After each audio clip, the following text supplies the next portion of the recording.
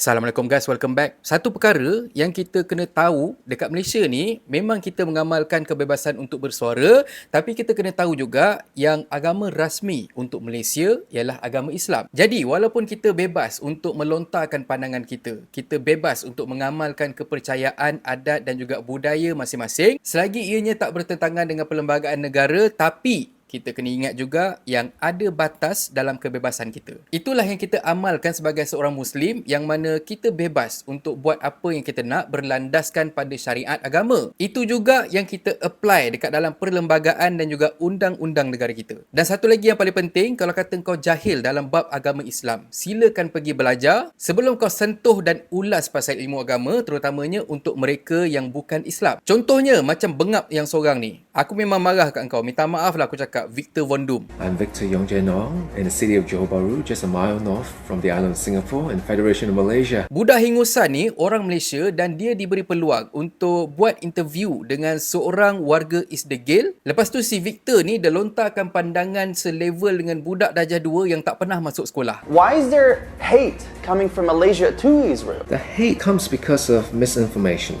The hatred is developed by Fatah and Hamas organizations on the ground, working professional terror operations in the form of grassroots terror and cyber terror. Korang tercari-cari apa makanan best dekat Selangor, tak payah nak pening kepala, korang follow je Plats Selangor. Aku tak kisah sangat bab dia lontarkan pandangan dia tu, tapi bila kata dia dah masuk sekali dengan pandangan dari sudut agama Islam, seolah-olah macam dia dah study dah, dia dah bertadabur dan juga dia dah memang dah arif dah pasal hadis dan sebagainya. Most Israelis don't really know Malaysia. So we are surprised when we see hate coming from Malaysia because it is a far country with no strategic interests or local interests. We are wondering what can be done to reduce this on a mosque. Even the children of Israel are mentioned in the Al-Quran. The scriptures of Islam demand that love be extended to the children of Israel. Kau tak payah nak terkejut sangat sebab walaupun kawasan setinggan Isdegil tu jauh daripada Malaysia, tapi kami rakyat Malaysia, terutamanya kaum Muslim, memang sangat-sangat benci pada kaum korang ni yang pergi buat penempatan haram dekat sebelah sana tu, yang mana faktor dia memang sangat banyak, tapi aku senaraikan sikit je untuk korang. Pertamanya, Victor, kau dah salah tafsir pasal Quran. Dan senang kata, kau tak habis study pun pasal Quran sebenarnya, ataupun hadis, tapi kau bila kata kau sembang dengan non-Muslim, seolah-olah macam kau dah hafal dah Al-Quran tu, kau dah tahu dah segala isi dia, kau dah tengok setiap curuk, setiap juzuk yang ada dekat Quran tu,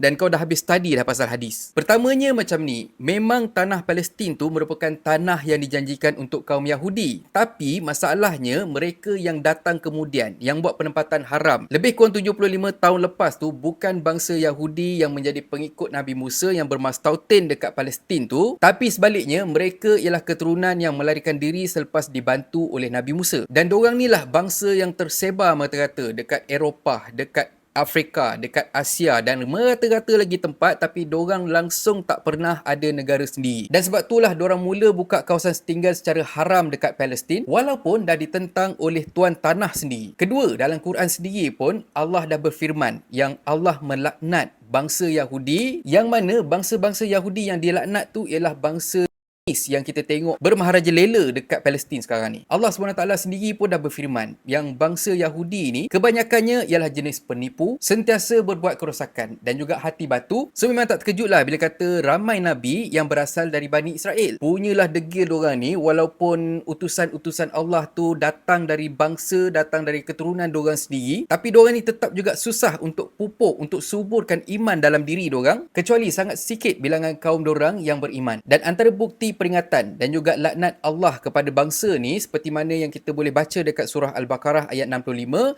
dan sesungguhnya kamu telah mengetahui bagaimana buruknya akibat orang-orang di antara kamu yang melanggar larangan pada hari Sabtu, lalu kami berfirman kepada mereka, jadilah kamu kera yang hina. Dan ayat ni ditujukan kepada golongan Yahudi yang tak jujur dan juga sangat mungkin janji. And radical Arab terror has been very active in Malaysia for the past 75 years, trying to corrupt Malaysian intellect, to especially turn Malays and Chinese against the Jewish nation, This is a slow but very steady process. Orang Arab tak doktrin pemikiran kami kaum Muslim dekat Malaysia, tapi sebaliknya kami cukup jelas dengan kebenaran. Dan bukan macam yang kau cakap kami dihasut oleh orang-orang Arab. Masalahnya engkau yang rabun dan juga senang dihasut dengan berita-berita palsu pasal apa yang berlaku dekat Palestin. Takkan kau sendiri tak boleh nak tengok apa yang berlaku dekat sana? Kalau zaman sebelum internet ataupun media sosial, bolehlah kalau kata kau confused pasal apa yang berlaku dekat sana, sebabnya media ataupun apa yang tersebar dekat dunia ni dah pun dikawal oleh media-media yang memang pro Isdegil. Tapi masalahnya sekarang ni, kalau kata kau tengok dekat media sosial, kau tengok dekat Telegram dan sebagainya, kita dapat tengok betapa jijiknya kaum Zionis ni. Kita sendiri pun tahu tanah tu bukan dorang punya.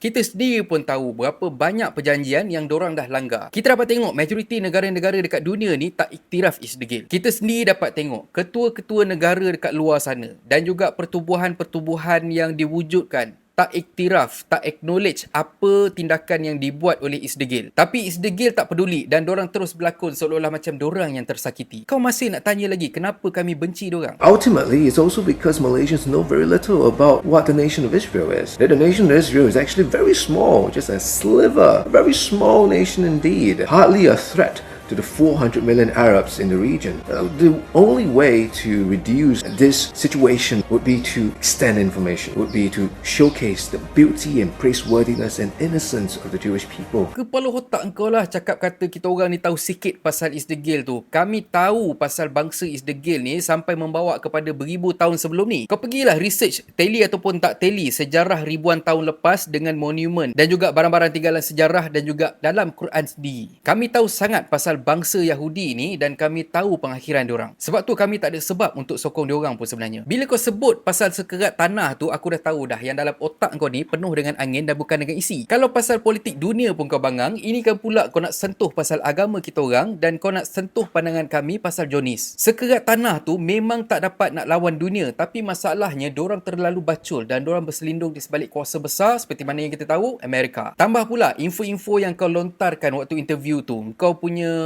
data-data, kau punya fakta dan sebagainya tu memang nampak sangat yang kau cuma buat research secara general saja dekat website-website ataupun dekat platform-platform sebagai contoh dekat CNN, dekat Google dan sebagainya. Seperti mana yang kita tahu platform-platform ni semua memang pro Isdegil. Kau bayangkan bila kata kami berkongsi gambar-gambar lama yang membuktikan bahawa Palestin ialah Palestin dan tak ada Isdegil pun selama ni, platform-platform sebagai contoh Facebook dia terus buang kita orang punya fakta tu semua. Katanya misleading dan sebagainya. So itu yang kau nak percaya. Pada aku, Mamat ni bahaya sebenarnya. Bukan pasal pandangan dia. Dia ada hak untuk meluahkan pandangan dia dan hak kita ialah untuk kritik pandangan dia. Tapi yang bahayanya ialah sebab dia dengan confidentnya berkongsi fakta-fakta yang salah pada orang luar. Sebelum korang pening, aku breakdown dulu untuk korang. Nak bersuara dan lontarkan pandangan tak ada masalah. Tapi masalah si Victor ni ialah dia melontarkan pandangan dia dengan fakta yang tak betul. So aku harap korang faham. So bayangkan kalau kata kita biarkan Mamat ni bersuara kononnya bagi pihak rakyat Malaysia. Aku sebagai seorang rakyat Malaysia dan seorang Muslim, aku tak approve apa yang disebut, apa yang berkatakan oleh si Victor ni, yang mana 90%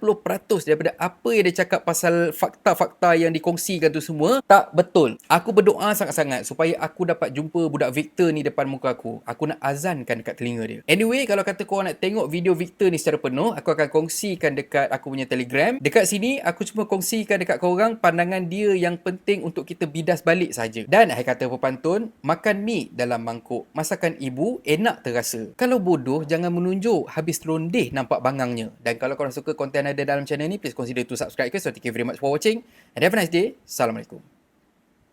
Assalamualaikum guys. YouTube ada fungsi baru iaitu Super Thanks. Siapa yang nak belanja aku kopi, korang boleh tekan butang Super Thanks kat bawah ni. Korang belanja aku RM6 je. Anyway, terima kasih sangat-sangat untuk sokongan korang. Assalamualaikum. Mantap.